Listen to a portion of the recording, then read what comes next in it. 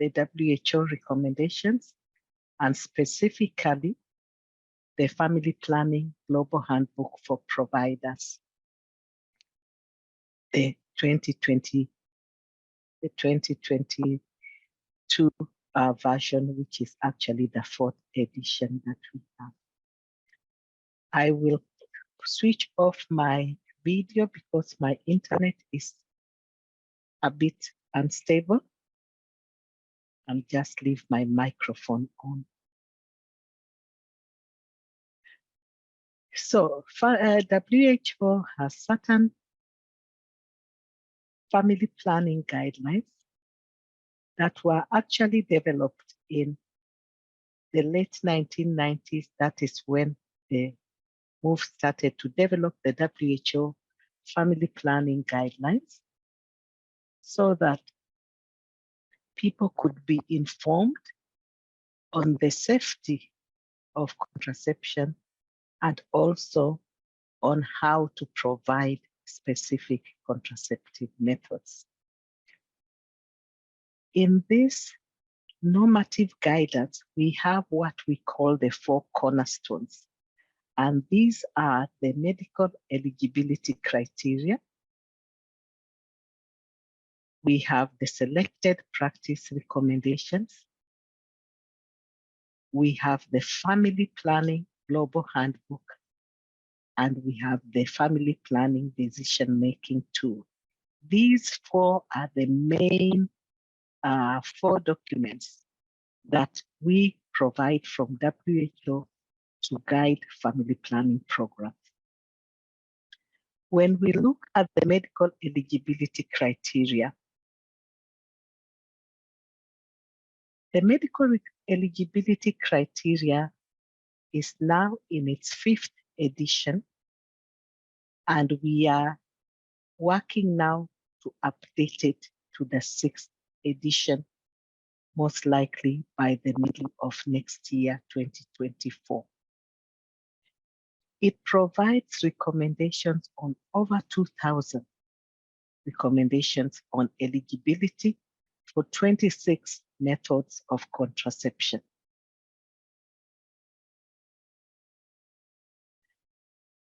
This is really the cornerstone document that guides who can safely use a specific contraceptive method based on medical or other conditions. These conditions can be like, excuse me, a physiological status. For example, in nulliparous, in multiparous, in breastfeeding women, in non-breastfeeding women. So those are physiological status, and you'll get guidance for that. It provides guidance to groups with special needs. For instance, adolescents, perimenopausal women. It provides guidance for the safety of contraception in women who have specific health problems. For instance, headache, irregular bleeding, and so on. And then for people who have a pre-existing medical condition, such as hypertension, STIs, diabetes, HIV, etc. Now, it's important to note that not all medical conditions are in the MEC, and not all physiological problems are in the MEC. What WHO does is to give the guidance for conditions that are generally experienced by countries globally. And therefore, countries can adapt and can put specific conditions that are unique to them. But we believe that the ones already in the MEC are going to be useful across the board. This medical eligibility criteria has been used in high-income, low and middle-income countries to inform the safety of contraception in different methods and conditions. Our next document is the selected practice recommendations. I'm trying to remove this, but I don't seem to be able to remove it. The selected practice recommendations are the next document that we have, and this one will show you how to use the contraceptive method. So you have determined that the method is safe, and then you need to know how to initiate it, how to continue it, how to switch method, what happens when you don't use it correctly, what problems can you experience when you are using it, and how can you address these problems, and then are there any required examinations that you need or tests before, during the use of that particular method. So this is what the selected practice recommendations will give you, and it is now in its third edition that was released in 2016.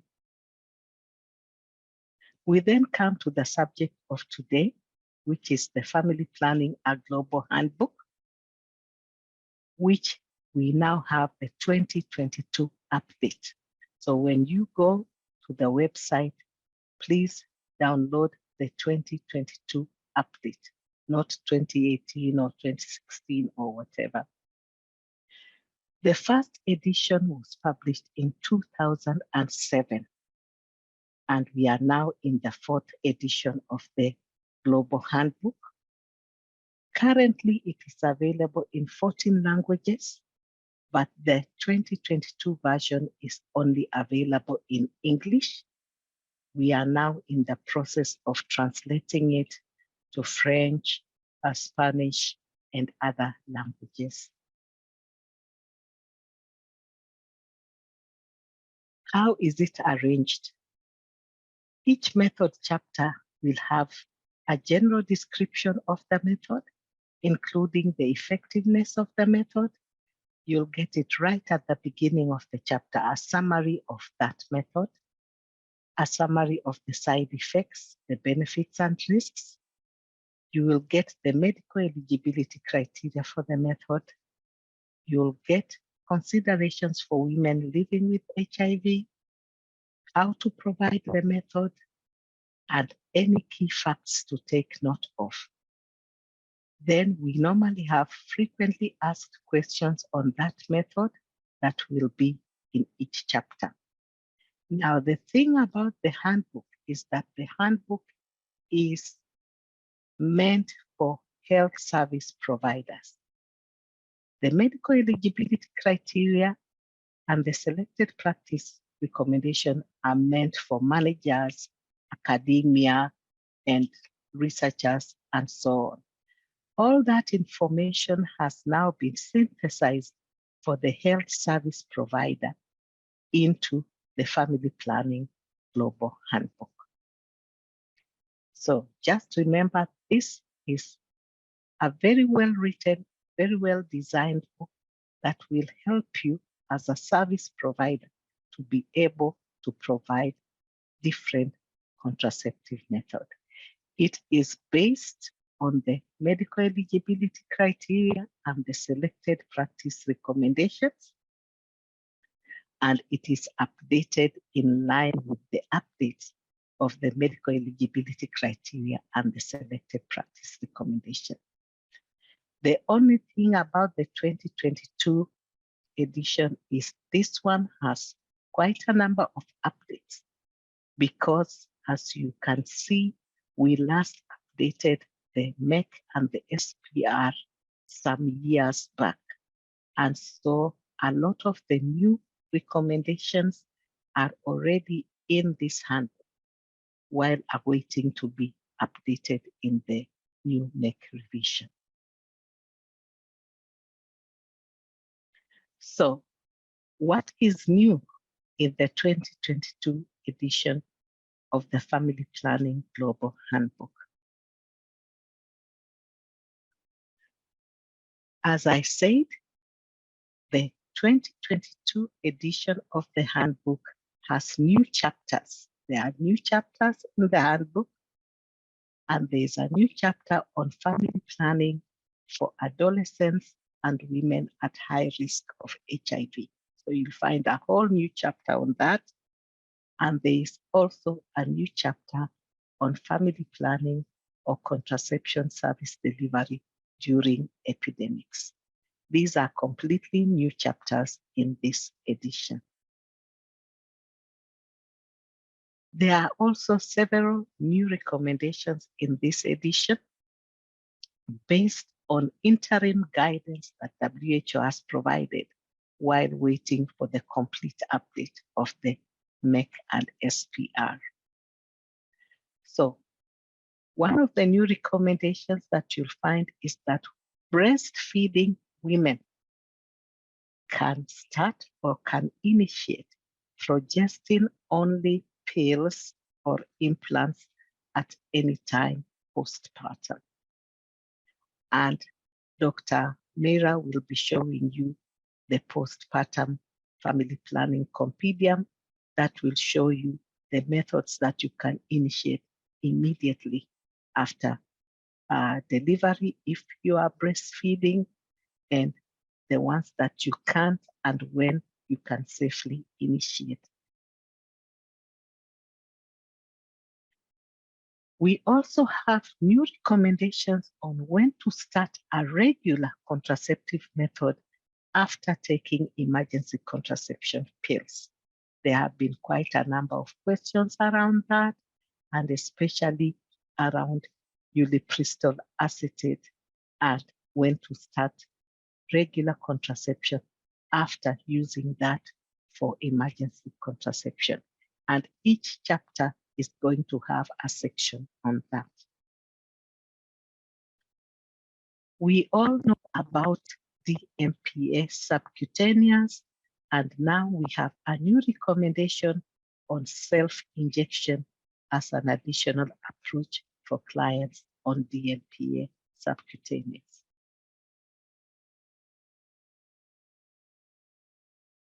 The other thing is that there is new guidance on family planning for women and girls at high risk of HIV. This was a new interim guidance that was released after a very big study that was done, that was to clarify what the methods and their safety for not women and girls who have HIV, but women and girls who are at high risk of HIV.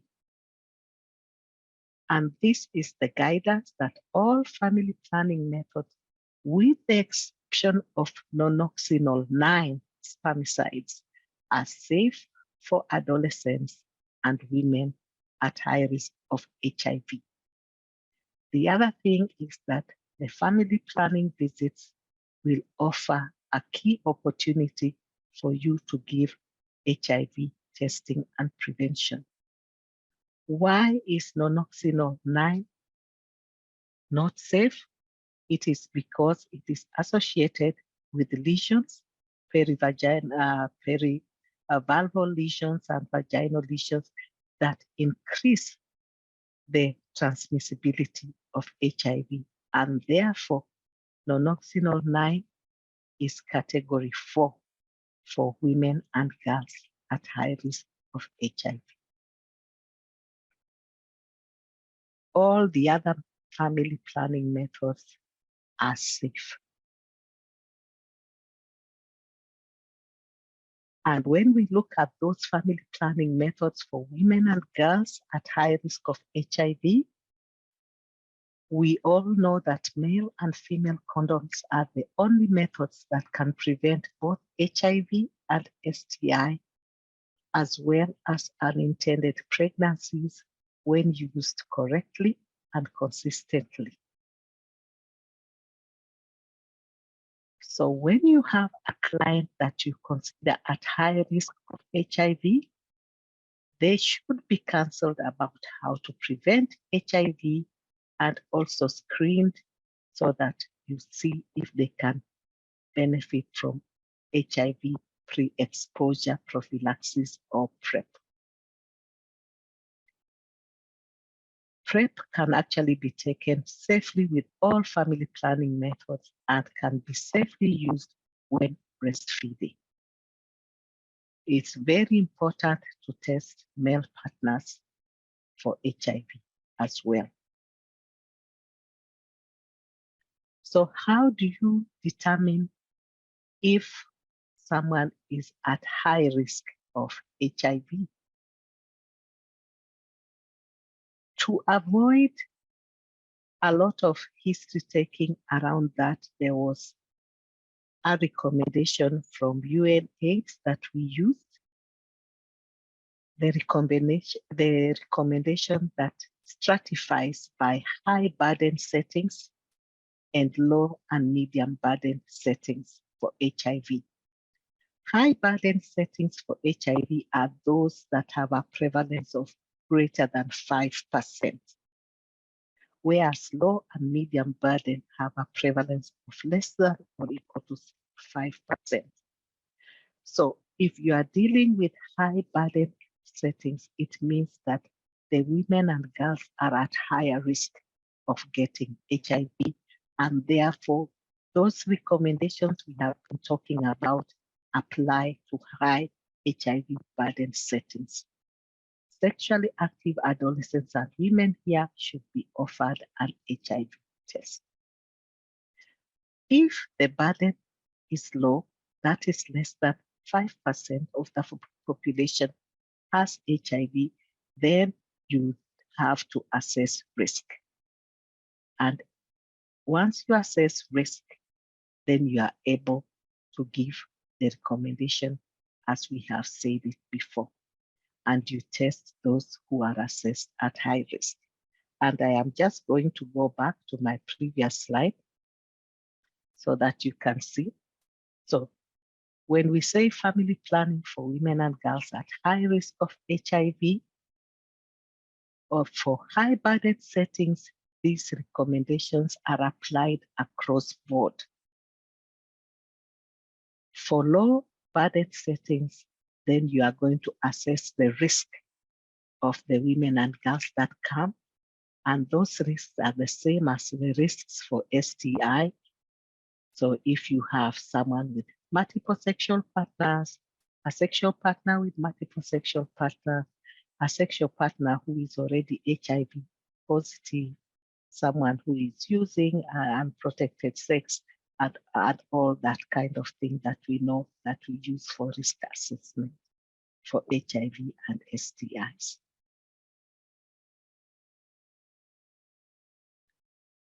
We said we also have new recommendations on contraception delivery during epidemics.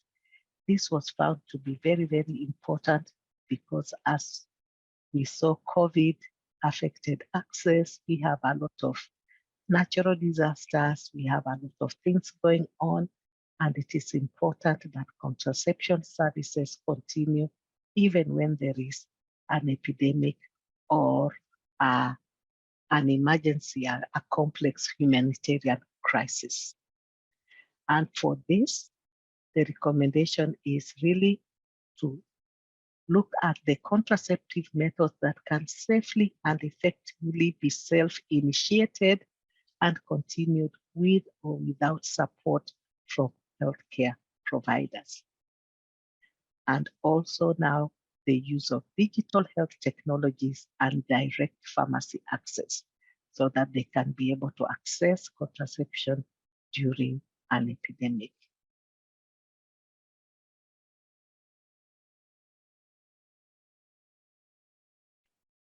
We also have new guidance on post-abortion family planning, and Dr. Meera will be looking at that as well. So we know that prevention of unsafe abortion is very, very key to prevent the related morbidity and mortality. And therefore, when a patient presents with an abortion, information and counseling on family planning are very important, and all contraceptive options can be considered if the patient meets the medical eligibility criteria for them. We also have new guidance on self-injection of DMPA subcutaneous. As we said, we have that guidance there with step-by-step instructions on how to self-inject. So that would help to train the client if they want to be able to self-inject with DMPA subcutaneous. We have also expanded the guidance on cervical cancer prevention, screening, and treatment. As we said, the family planning clinic or the contraception clinic offers a unique opportunity for screening for precancerous lesions. Generally, we recommend starting at age 30 or at age 25 for those who are living with HIV, but countries can adapt this in line with their unique situations. And so because this is one time when you have the patient there coming for the contraception services, we need to take that opportunity to screen for and treat precancerous lesions of the cervix. We also have new guidance on syndromic management of STIs. So when the client comes for family planning, it gives you an opportunity to check and provide syndromic diagnosis and appropriate treatment. And if it's not there, refer to testing and treatment and provide counseling on STI prevention. We also, in response to the changing global space, we have a special section on gender equality and gender inclusiveness. And that is part of the FP handbook, creating awareness of the different needs and realities of women, men, and gender diverse people. There are also other new areas, that we have new coverage. For instance, we have in most chapters, you have information on how can a partner help. We have the progesterone releasing vaginal ring that was not there in the previous edition. We have safer contraception for HIV serodiscordant couples. We have new coverage on that. STIs, and we have said screening and treatment. We do have some information on dealing with clients with disabilities, and we have the LIVES approach to helping women subjected to violence, how to counsel about the effectiveness of a method, task sharing, the WHO recommendation, and then we have the tool on ruling out pregnancy so that you can increase access for even those clients that you don't know when their last period was.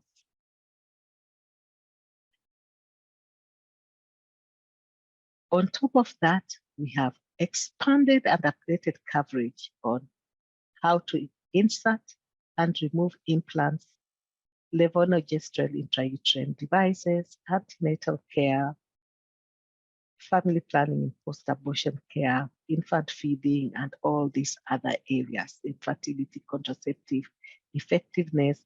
And then, of course, we have an appendix that shows the different medical eligibility criteria for the different conditions.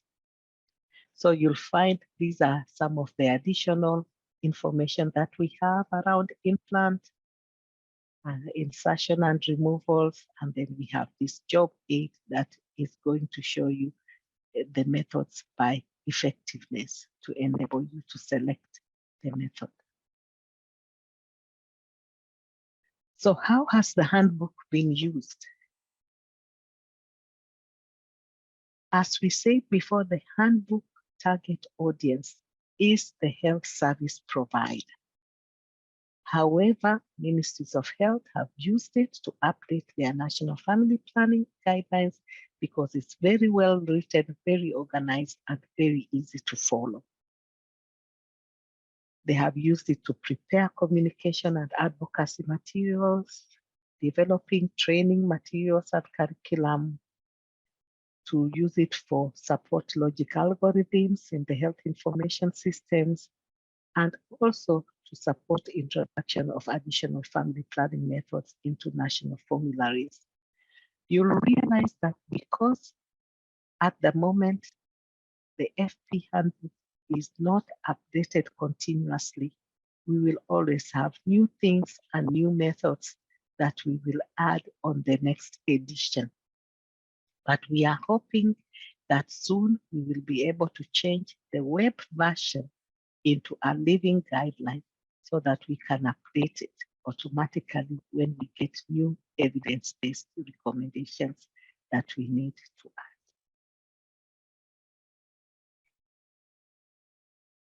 The Global Handbook is accessible online.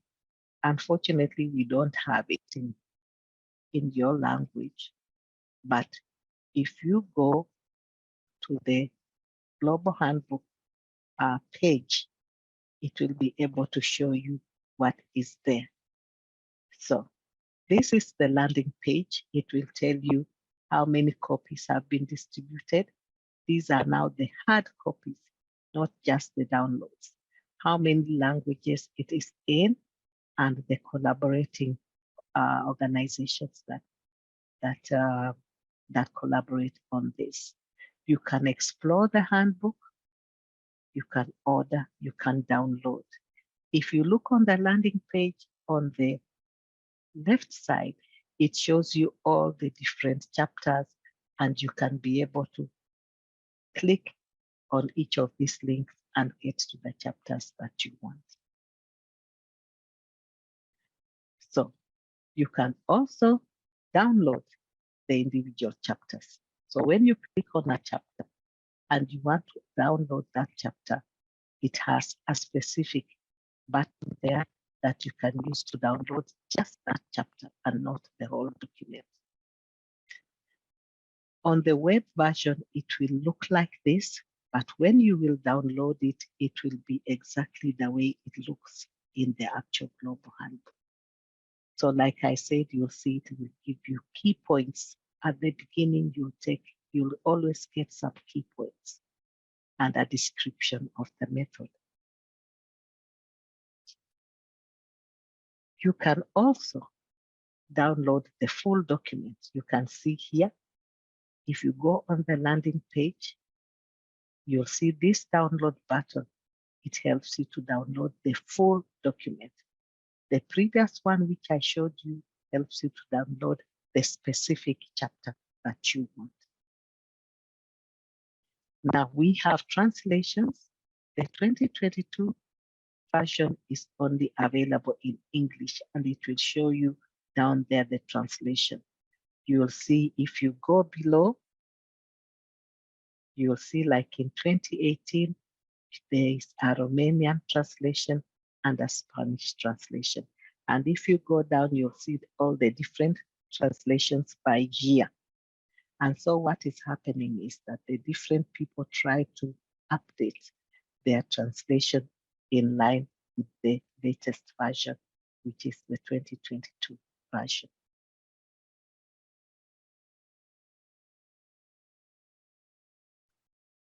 You can also order. If you go on the landing page, you can also order, and it will be sent to you free of charge.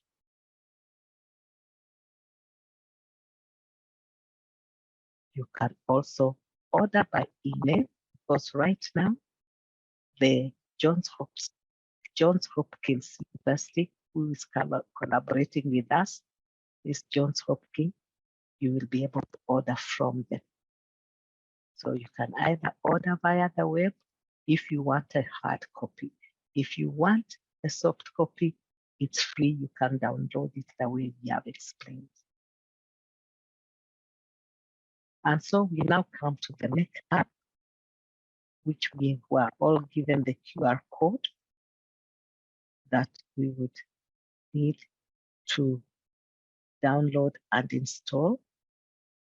The MEC app is a mobile app, so I will not be able to demonstrate it on my screen.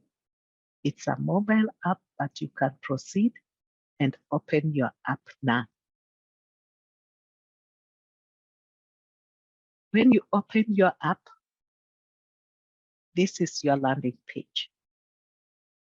This first screenshot here is your landing page. When you get to this landing page, you see all the different sections of the page. You have the eligibility tool, you have methods. If you want just to check the eligibility, you will go to the eligibility tool here. If you want information about the methods, you go there. If you want additional information, if you want to know how to use the tool. So this one is very important. Before you start, please go to this icon that shows you how to use the tool. This will tell you about the MEC app, and this one allows you to give any feedback. So when you go to that landing page and you are on the eligibility tool, it will give you the conditions and it will list all conditions in alphabetical order.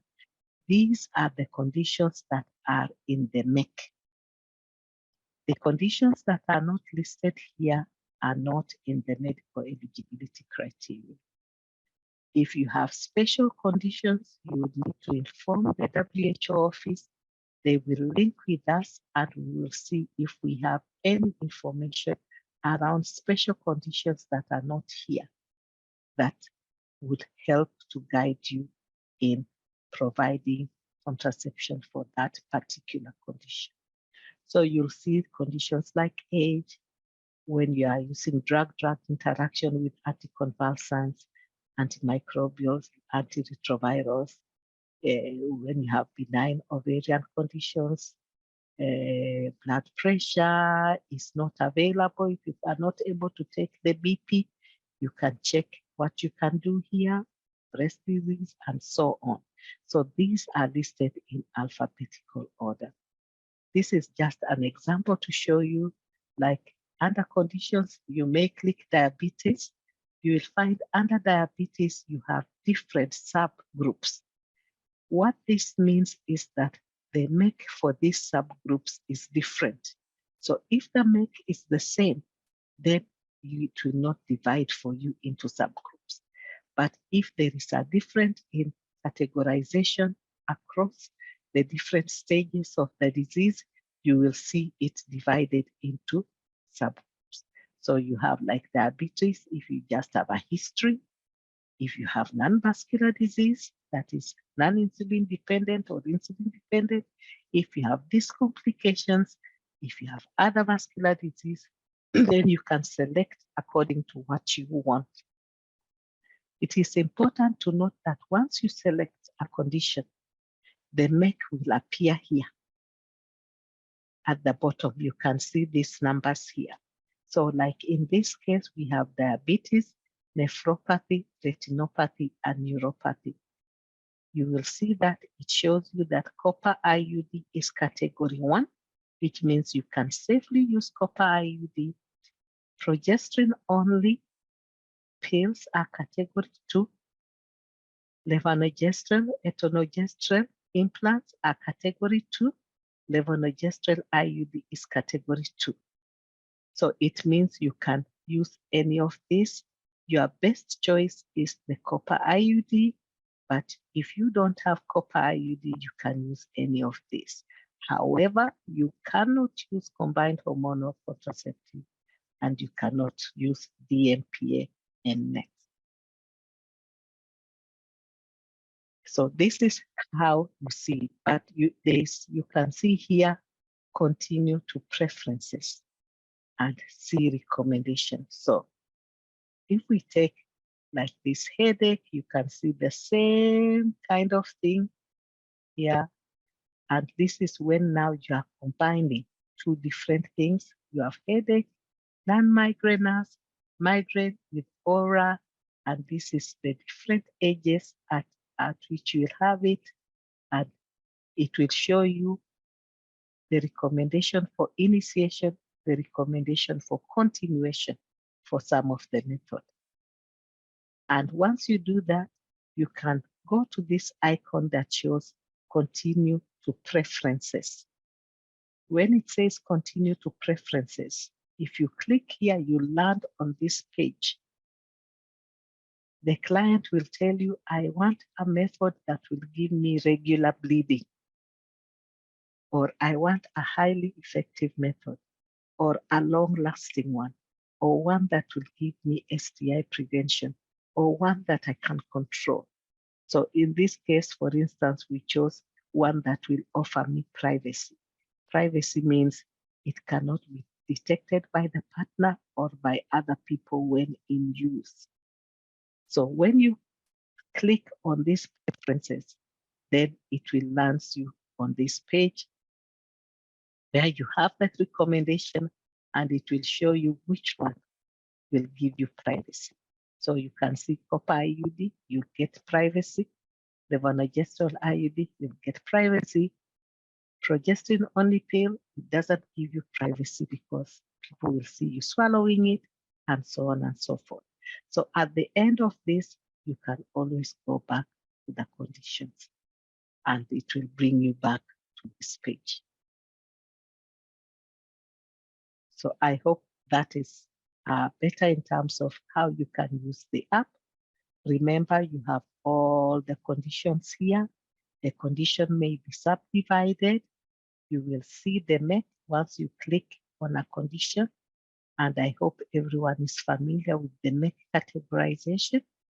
And then you can go to preferences, which the client will tell you, I want such a method, I don't want hormones, I don't want to bleed, and so on.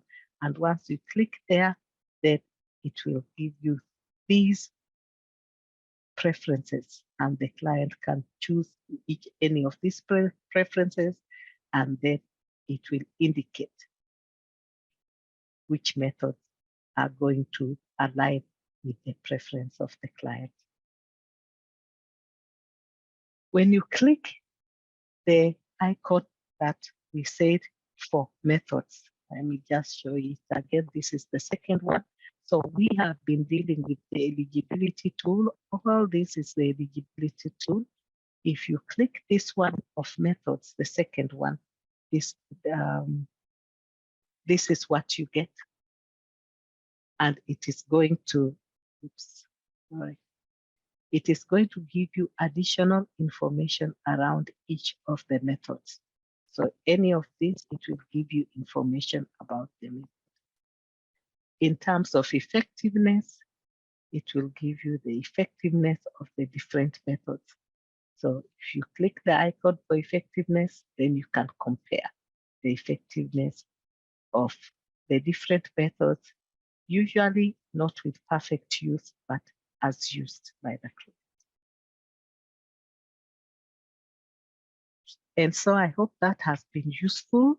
You can download the MEC app, and you can use it to find different contraceptive methods. I think it will be difficult for us to do this exercise, but you can play around with the app and see if it can help you to make certain contraceptive choices for people in different conditions. It's very, very easy to do. One thing that you need to understand is please download the WHO MEC app. You'll find different MEC apps.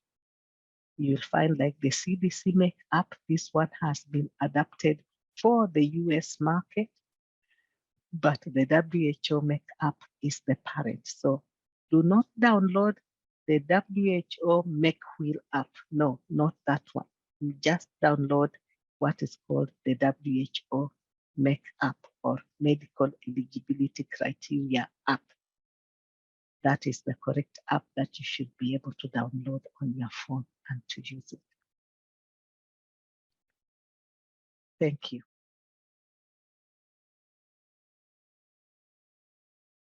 I would be taking up a small portion of the family planning,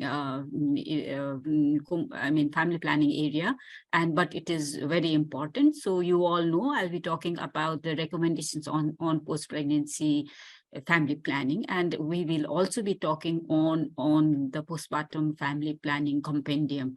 So with this, I just want to tell you the outline of my presentation would be there would be what is the post-pregnancy family planning. We always talked about postpartum family planning, but now we all have been talking about the post-pregnancy family planning. So we will know what is actually post-pregnancy family planning, what is the difference. Why post-pregnancy family planning? Why are we emphasizing on post-pregnancy family planning these days? And what are the methods available for this post-pregnancy family planning? And what is actually the postpartum family planning compendium? And we will try to see it online. How does it work? And is there any available strategic guidelines, especially for postpartum family planning? So these were the highlights of my these are the highlights of my presentation. So as I said, post-pregnancy family planning, it has a two component. Earlier, we used to always focus on postpartum family planning. And we also know the importance of postpartum family planning. So it is mainly a prevention of unintended pregnancy and have a gap between two pregnancies to avoid a very closely spaced pregnancy following the childbirth. And the other component is a post-abortion family planning, which we are very conscious about, and what is Dr. Nancy also emphasized during her updated 2022 Global Handbook presentation. So the post-pregnancy family planning is especially after the post-abortion family planning. After the post-abortion, it is the initiation of any family planning methods immediately or within 48 hours of management of any type of abortion. It may be induced, it may be incomplete, it may be septic, it may be missed. So whatever it is. So these two are now, these two are combined, and then now we talk about post-pregnancy family planning these days. Why we focus on postpartum family planning? Because there are up to 2/3 of women who like to avoid pregnancy during their first year of delivery, but they are also not using contraceptive. They want to avoid it, but they are not using contraceptive. So this is the opportunity. They are already motivated, but they are not using it. So this time can be, motivated period can be captured, and the women can be advised to get the family planning methods. Other thing is the spacing is very important. The spacing between two pregnancies is very important so that the outcome, maternal, and it has already been proven that the maternal and neonatal outcome is much better when the spacing between two pregnancies are more than 25 months. And the other one is FP actually can be used immediately during postpartum period. Many of the family planning methods can be actually started immediately in the postpartum period, which we are not much aware about. And the other one is, this is the period actually the women comes into the contact with the health system, either to the health system or with the SBA, some kind of health assistance he gets it. So we can catch this time when we can advise her for family planning. The other one is, as I already said, to reduce the severe fetal and maternal outcome, we can always give a valuable time in between two pregnancies. And obviously, it is same even after the abortion also in many of the cases.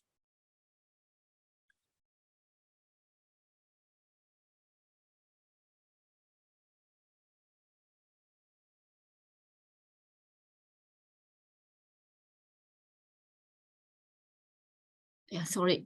So I just wanted to list Dr. Nancy said, and as I also said, there are many methods which can be used during postpartum family planning immediately after childbirth. So there would be two conditions after the childbirth, whether the woman is breastfeeding or woman is not breastfeeding. So if you see, most of the methods can be used in both the conditions. However, there combined hormonal methods cannot be used when there is the women is breastfeeding. It affects the breastfeeding, the breast milk, the availability. Especially for the breastfeeding women, this should be avoided because it reduces the breast milk. The second thing is there are many other complications also because this contains estrogen. And the other one is lamb method will not be useful for the women, for the couple who is actually not breastfeeding. So except this, it is most of the family planning methods we can start. Though the female diaphragm is not very common in most of the country in Southeast Asia region, but we should know that it can be used, but it can be used only after the 6 weeks when there's completion of a drainage of lochia from the uterine cavity. There's no bleeding, there's no lochia drainage, then you can go, we can allow them to use the diaphragm. Otherwise, IUD can be used within 48 hours or it can be used after 4 weeks. The other methods, as Dr. Nancy said, even POP, progesterone-only pills, can be started immediately after the childbirth. So similarly, in case of post-abortion care, much more, it's very flexible. That almost all the family planning methods can be started after the abortion. So it may be a first trimester abortion or second trimester abortion. It may be induced abortion or it may be incomplete abortion. The family planning methods can be given, except in a very severely septic abortion cases, we cannot give the IUD. Otherwise, other family planning methods we can use it immediately. So especially when we are using a medical method of abortion, there are some medical the methods which we can use immediately after the first pill. That is a combined oral contraceptive pills, the progesterone-only contraceptive pills, contraceptive either pills or injections, then barrier method. This can actually start immediately after the first pills. And even the progesterone implants can be given immediately after the first pills. But the intrauterine contraceptive device, which can be given only after the confirmation of the completion of the abortion in medical methods of abortion. So this is guided by the WHO abortion guidelines, the recently published guidelines in 2022, and this is in more detail in chapter 3 of that guideline. So especially the postpartum family planning compendium is very helpful because we are going to cater family planning methods for women when women is in touch with us, or women is in the hospital, or women is already wanting to, as I said, about 2/3 of women are already wanting to have a family planning methods. So this compendium is the integration of various WHO resources. Most of them are already has been displayed by Dr. Nancy also in previous presentation. Then this compendium is very useful not only for the clinicians, it is also useful for the program managers and policymakers. And there is a web-based tool which can be used by the service providers, and it can also be adopted as per the country's need. And this is a user-friendly platform, which is very useful for the VG service providers who do not have to go separately to look at the MEC criteria, or to get some other tools, to get some other documents to provide the women about the information or about the postpartum family planning.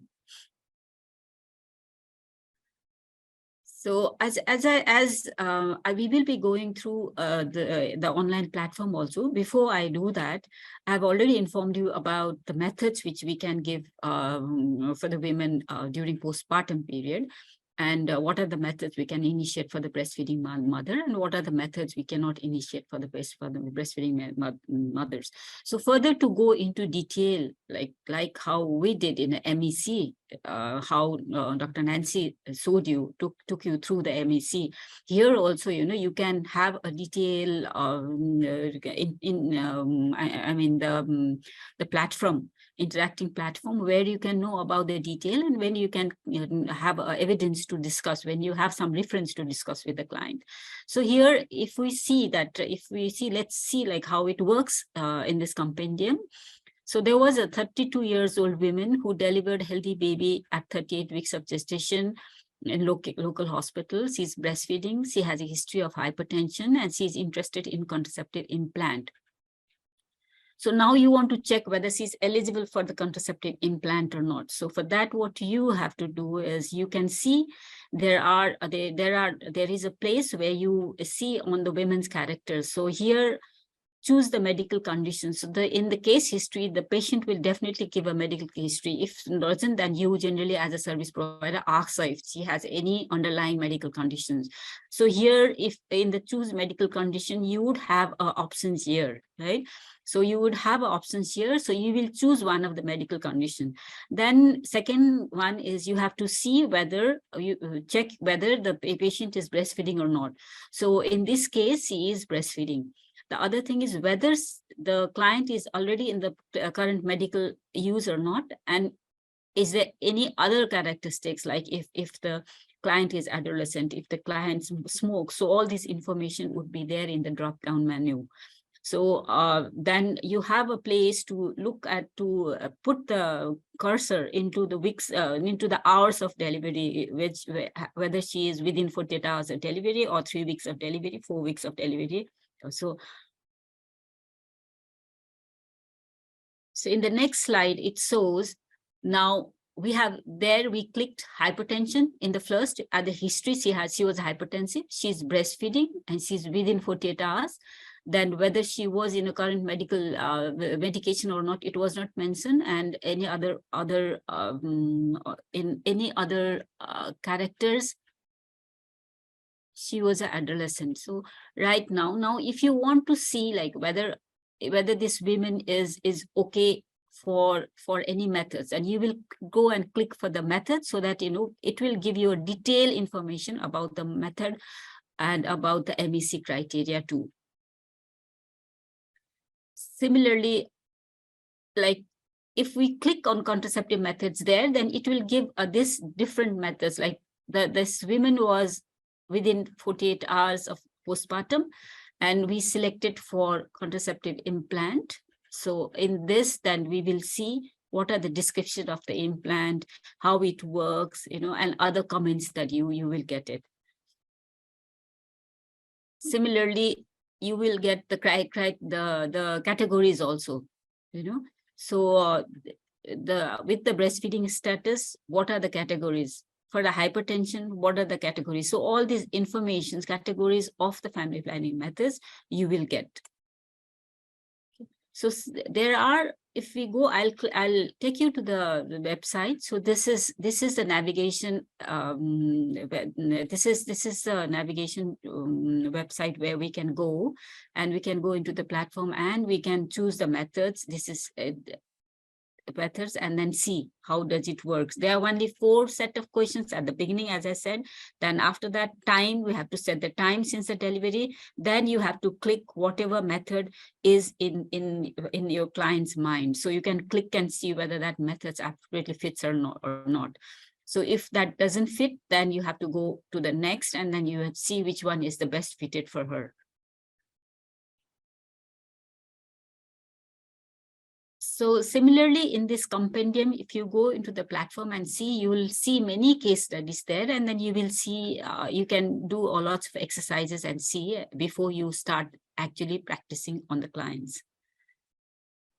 So I will take you through to the website, and then let's try out how it works. And after this session, I think you can start practicing using this. The WHCRO, the Southeast Asia region, had conducted a training during 2019 with the TRP, and we also had oriented well on this compendium to all the trainers then. So, but during our when we did a kind of quick assessment or policy review on family planning, that time we found most of the countries are not exactly using the compendium all the time. But they had already used some of the component of the advices of the compendium into their training packages. So that this is what was the information we received.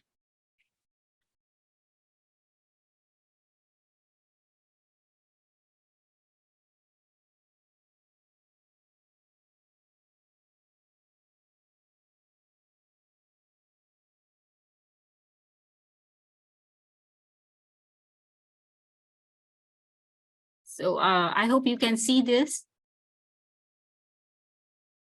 Dear Doctor, we cannot see your screen. You can see? We cannot, Doctor.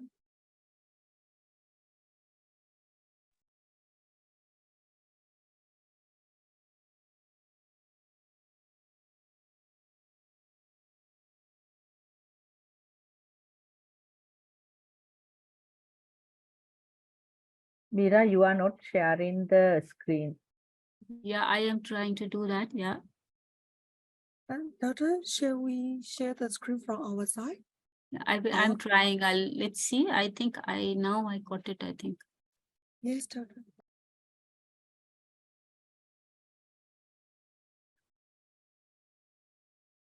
Okay, now is it okay?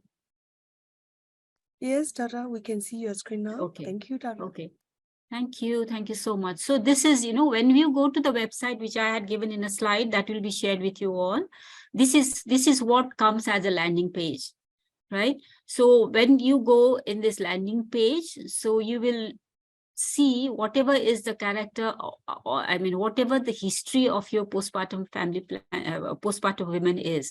So you will write about the women's character. So if you want to select, so here you will get a drop-down menu, drop-down menu for you, whether the client has a cardiovascular disease, or client is diabetic, or client has a history of headache, or as Nancy highlighted, about the HIV status of the women, or hypertension, obesity. So whatever is the condition, then we can choose, right? So we'll say, okay, the client has a hypertension, right? When we select this, then it comes like this. Then we will see about the breastfeeding status. Then we will say, yes, the woman was breastfeeding. So whether the current whether she is in the current she is with the current medication or not. So in that, if there is any medication there, in drop-down menu we have the anticonceptant, antimicrobials, and antiretrovirals. So we will not have we don't have these things are not taken by the women. So we will not put there. So for the characters, whether the woman is adolescent or if the woman is smoking. So let's say that the woman is smoking, right? She has a habit of smoking. So what is the time interval after delivery? So let's put the time interval after delivery is 3 weeks, right?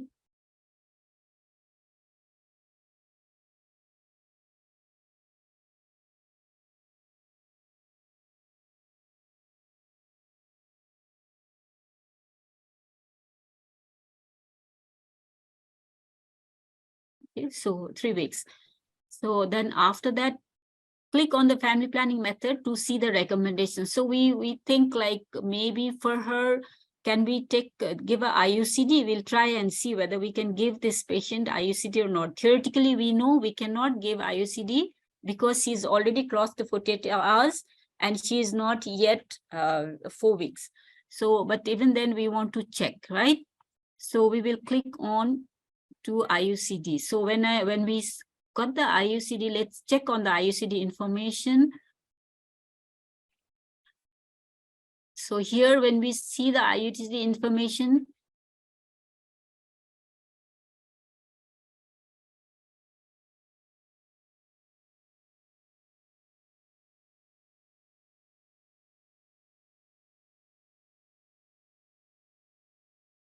So now, if you see that actually IUCD can be given only within 48 hours or after 4 weeks.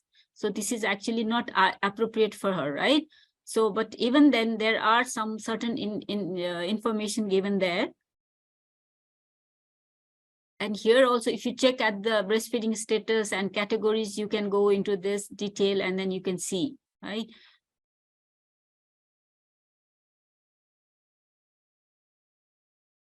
Now let's try for POP, right? Because generally IUCD, we also know that it doesn't work IUCD for that. So we will go back to other methods, right? So in this, maybe we want to test with progesterone only implants or progesterone only pills.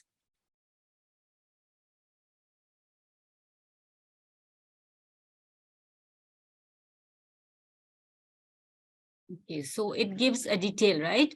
You can use it from this to this, then, what are the description, how does it work, effectiveness of preventive pregnancy is 99%, it can be used while breastfeeding. So all details are there. So all detailed information, then you can give it to the mother, right? So up to, it is less than 6 weeks, category 2. If it's more than 6 weeks, up to 6 months postpartum, it is category 1. So all this information, you will get it. So this way, this compendium is very useful for us.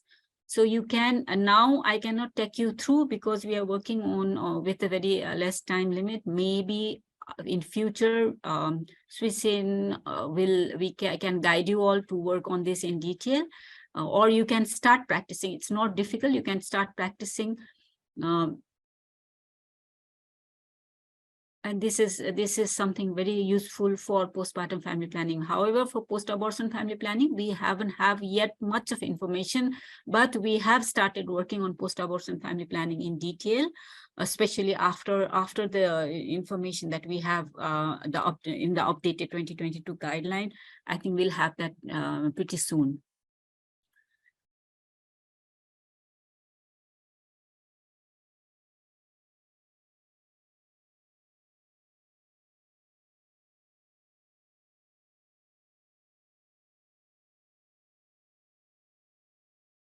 So I'm taking you back to my presentation again.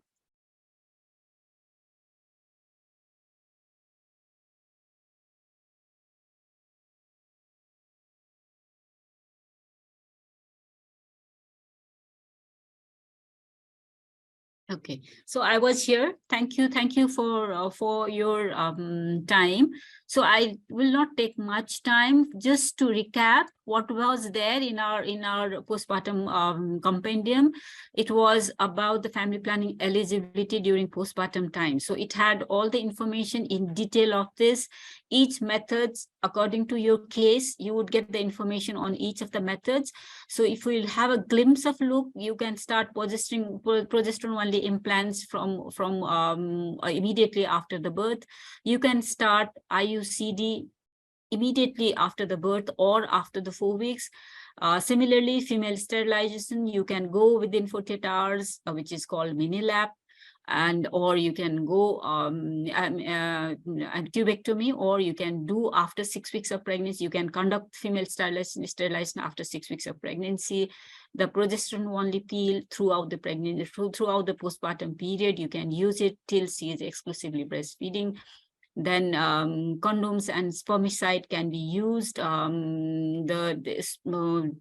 diaphragm can be used only after the 6 weeks of pregnancy when the lochia drainage is complete.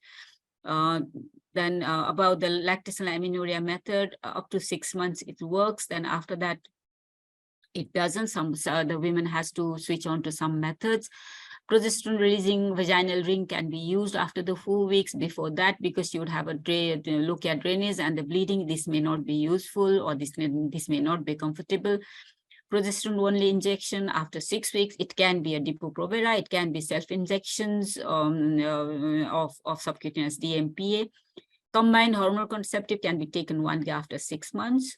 So progesterone only injections, in fact, you can start from the immediately after the delivery. In case of combined hormonal contraception methods, for the women who are not breastfeeding, they can start after the 3 weeks of the family plan of the delivery. This slide is about not very much related on today's presentation, but however, we have to keep in mind that not all the methods are always provided by the physician. Just to improve the access to this family planning services, the counseling and giving her the guidance. The task sharing has to be practiced maximum. It has already been proven, and WHO has a guideline for the particular service, the cadre to be task shared, especially in the family planning. This is my last slide. The postpartum family planning has a very good strategic and policy level document support. We can actually start practicing, or we can actually update our guidelines, the policy guidelines, the training manuals, and then we can start training our juniors or training ourselves on the postpartum family planning on the base of strategies which WHO has shared long time back in 2013. And now this is getting updated soon, and hopefully that when this is updated, we will also have included we'll include post-pregnancy family planning. That means we'll include both postpartum and post-abortion family planning. So with this, thank you so much. I thank you all. I thank Nancy for the wonderful presentations and setting the stage for my presentation, and really great appreciation to the WHO Country Office in Myanmar, especially Dr. Nilmini. Thank you.